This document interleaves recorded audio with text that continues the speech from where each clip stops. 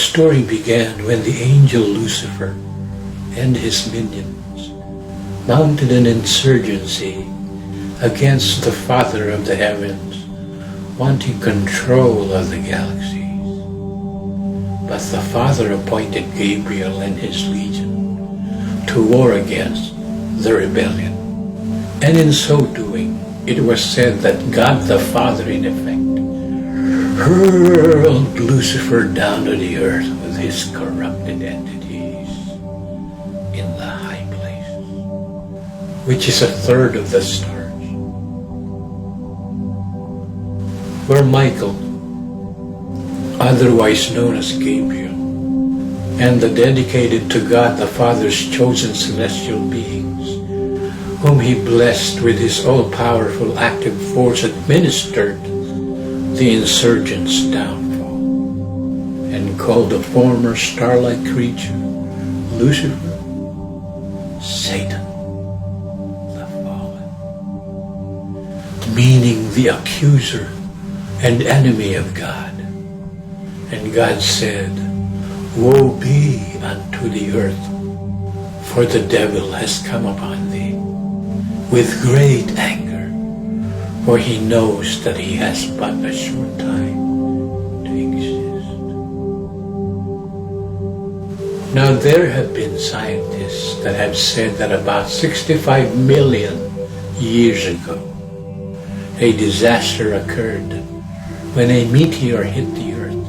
and wiped out all the prehistoric animals that were alive at the time. Adam, when he was but alone at the start, was given the task of naming every living creature around him accordingly. The animals that swim in the waters, the ones that crawl upon the earth, and the flying creatures of the sky. It is being argued and debated that in the pages of the Holy Scriptures were creations, namely Leviathan and Behemoth, that were described by Bible scholars today to be dinosaurs. I was imagining perhaps one day in Adam's time frame, he may have found a fossil of a T-Rex. It would have blown his mind and sparked his imagination, and might have thought this could be a dragon who was sent from the heavens that flew the skies. One interesting view of a scholar of Bible history pointed out is that dinosaurs existed at the same timeline as the first human beings, up to the time with Noah and his family. That Noah and his sons have been able to bring aboard juvenile behemoths and young leviathans, by twos, I suppose, both male and female accordingly, just like the other animals, two of each, male and female of the unclean kind, carnivores, and 7, 2 males and 5 females that are tame before the deluge. Now, the most popular of all stories in the Holy Scriptures to this day that never fail to amaze and astonish me is a story handed down to Moses' time. Moses, with the help of his scribes, wrote down the book of Genesis, along with other great books, Exodus, Deuteronomy, among others. Not disregarding other stories handed down to all the other storytellers and folklorists along the ways of literature, was the story of Adam and Eve, related by Adam himself, and was once only communicated by word of mouth, where of course writing implements and drawing boards were yet to be made manifest at that moment in time.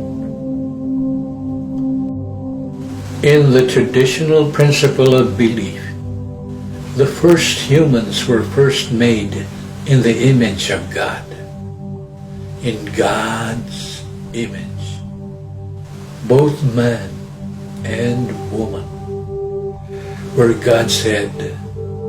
"Let us make man in our image."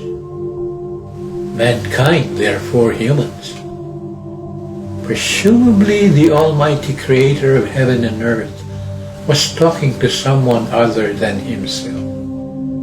Could it suggest a feminine partner, companion and consultant to him, who likewise would have to be all-powerful to complement his stature of being supreme? To be able to create a female and a male, first in the ethereal, otherworldly, spiritual realm of God's domain, with his ever-present active force.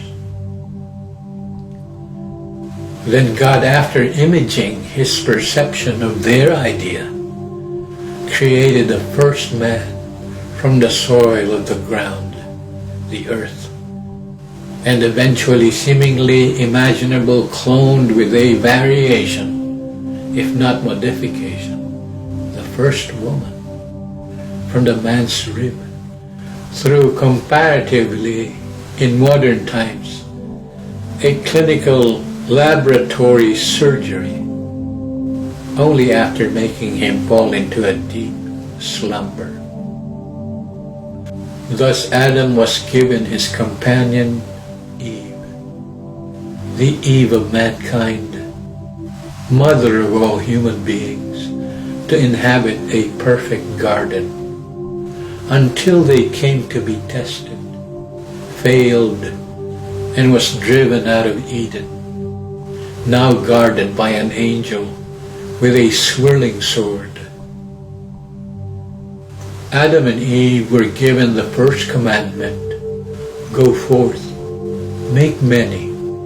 fill the earth and subdue it," which to me, pertaining to this day and age, means to manage life between and among living beings with loving care for our planet. Folklore tells the story that Eve supposedly made a covenant with the serpent that enticed her to consume of the fruit of a tree of the knowledge of good and evil, who a group of people who might have descended from Shem, who was one of Noah's 3 sons, may have made the story in the book of Jewish mysticism and or folklore, that the serpent was the first wife of Adam, whose name is Lilith, going back to that phase of man and woman being created first in the spiritual realm as an idea of God the Father and his holy help beforehand. Note that in basic science that there is a male cloud and a female cloud that when they intersperse creates thunder and lightning, among other natural calamities. Just another thought in passing. Now until the time of Moses, with the help of his scribes, was able to chronicle his books, where at that time God taught the Jews how to count by number in order to have decent lives and attain godlikenesses, if not become godly. A quality brought forth by disciplining the mind and the heart, by way of etching, if not carving, the Decalogue in stone. The stories of Noah and his sons, Abraham and his 2 wives, Sarai and her maidservant, and his 2 sons, Ishmael, his firstborn, and then Isaac, who became Israel,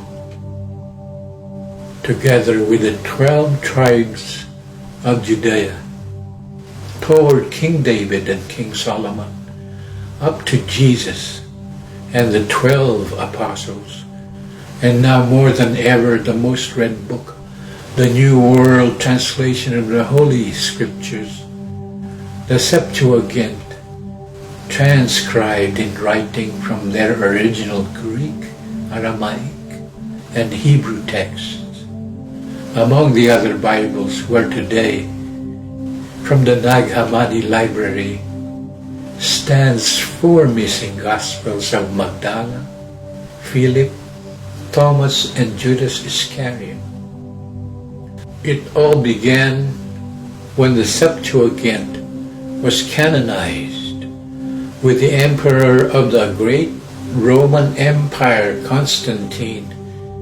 gathered priests and other holy men of the time in 325 AD, the first